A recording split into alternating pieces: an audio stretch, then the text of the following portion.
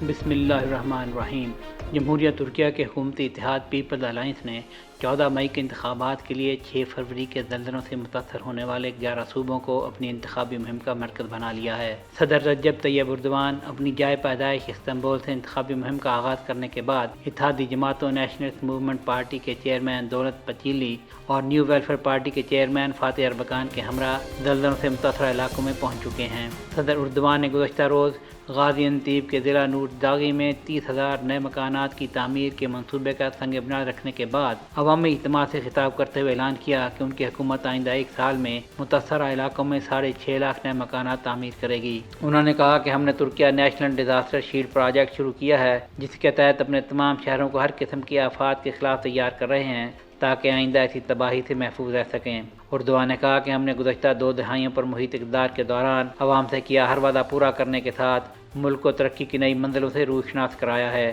اور ترقی کا یہ سفر الیکشن کے بعد بھی جاری رہے گا۔ اردوان نے مد مقابل اپوزیشن اتحاد نیشن الائنس کو آڑے ہاتھوں لیتے ہوئے کہا کہ ایسے اتحاد ترکوں کے مزاج کے خلاف ہیں۔ میرے الیکشن میں حصہ لینے پر اعتراض کرنے والوں کو آئین اور قانون کا کچھ پتہ نہیں، اسی لیے سپریم الیکشن کونسل نے ان کے اعتراض کو ردی کی ٹوکری میں ڈال کر انہیں تھپڑ رسید کر دیا ہے۔